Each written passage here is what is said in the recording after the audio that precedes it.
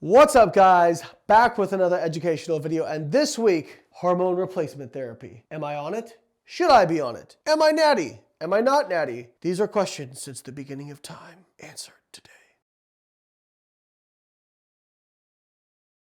So for those of you who have followed me for a long time, and I've been putting out fitness content since I was 20 years old, all the way back in 2002. Yes, I'm dating myself. So I started writing articles for bodybuilding.com way back in 2002 after I'd just done my first bodybuilding show and I was completing my bachelor's in biochemistry. I turned 40 this past year. I know, hard to believe with such a dashing, good-looking, young-looking man. And whenever I do an Instagram Q&A, one of the questions I always get is, are you on hormone replacement therapy? Or some people just assume I'm on hormone replacement therapy and ask me all these questions about doing hormone replacement therapy. Or people will ask me questions about steroids.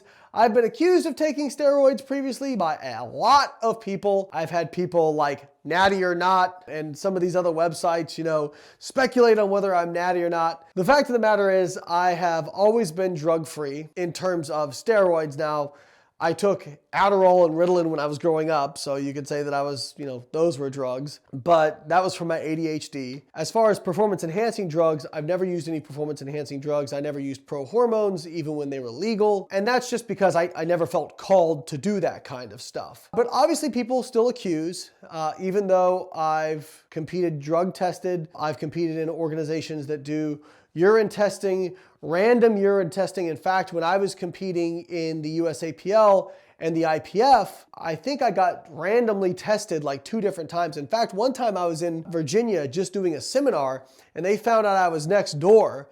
And they came over like after my seminar was over and they were like, hey, we're doing a powerlifting meet over there, but since you're over here doing a seminar, why don't you pee in this cup for us? That's one of the best ways to keep people like honest in these competitions, because if you can be drug tested at any time, yeah, you could cheat, but you're running the risk of like really embarrassing yourself. So obviously I've passed all those and whatnot, but people will still say, well, he's just really good at beating the tests and that sort of thing.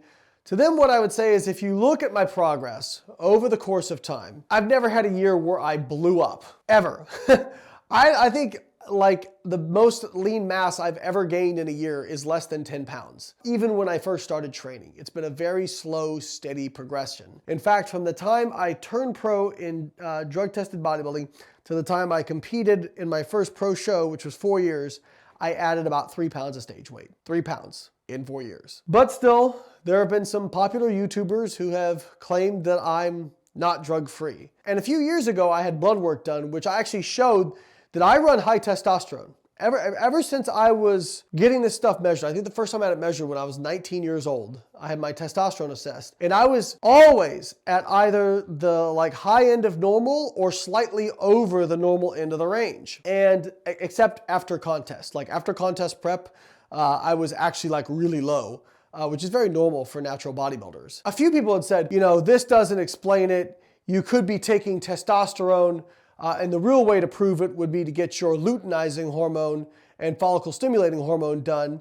And the reason they say that is because if you're taking exogenous testosterone, your testosterone levels will be high, but your luteinizing and FSH will be low. In fact, it tends to cut them by half. So really aggressive drop. I was getting some blood work done last week, and I was like, you know what, I ought to check my luteinizing hormone and FSH as well, just to show people that, hey, this is actually an endogenous thing. I got my testosterone, LH and FSH tested, and I've got the results here, and we'll put them up on the screen. So my testosterone, even as a 40-year-old male, was 966 nanograms per deciliter, and the reference range is 264 to 916. So that is actually slightly out of the normal range. Again, there are outliers with anything, so this doesn't necessarily prove anything, but I could see how people would be skeptical of that. However, first off, my free testosterone was in the normal range, so it was 15.9 picograms per milliliter. The reference range is 6.8 to 21.5, so that was normal. If we look at my LH, it was 7 milliunits per milliliter, and the reference range is 1.7 to 8.6, so it was normal on the higher end of normal. And then my FSH was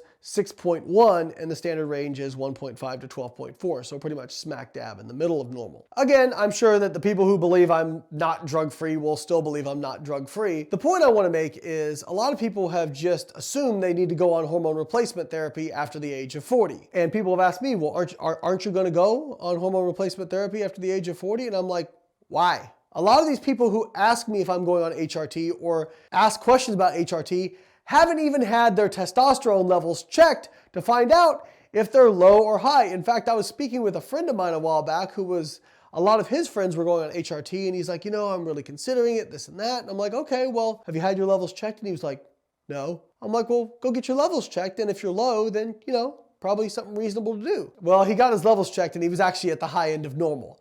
So he's like, oh yeah, I didn't actually need it. And this actually boils into other doctors who try to put people on things to balance their hormones, even though they tell these people not to get their hormones checked. Or they say, based on like skin folds or some other metrics, oh, you have a hormonal imbalance. You can get blood work done. Like you guys realize you can actually measure these levels of hormones.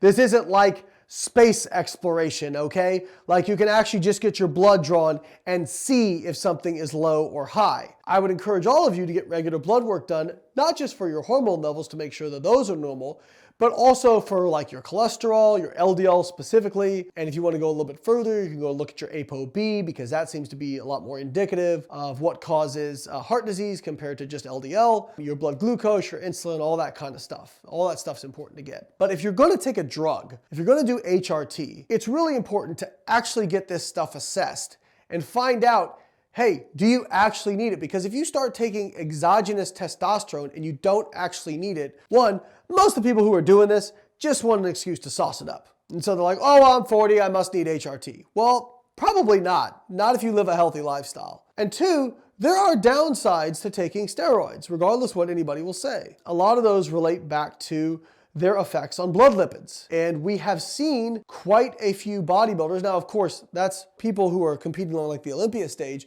are taking really high doses of these, presumably. But we've seen quite a few of them have heart conditions, heart failure, heart attacks, and unfortunately, quite a few of them die, sadly. So keep in mind, anything you're gonna do like that may have a downside. Now, if you're low in testosterone and you're just taking a really small dose to get back into the normal range, I don't think that there's probably gonna be a ton of downsides to that. But again, get your hormones assessed before deciding to jump on HRT. And if you wanna sauce it up, just say you wanna sauce it up and go sauce it up. But don't do it under the guise of, oh, well, I'm 40, so my hormones must be in the tank. Not really. I eat healthy, I train hard, I'm consistent, and oh look, my hormone levels are healthy. Who would have thunk it? All right, guys. Hope you liked the video. If you liked the video, like the video, subscribe to the channel. I'll catch you next week, and I can't wait to see the response videos from the Natty or Not crowd doing mental gymnastics to explain how I faked these results. So until said time, I'll catch you next week.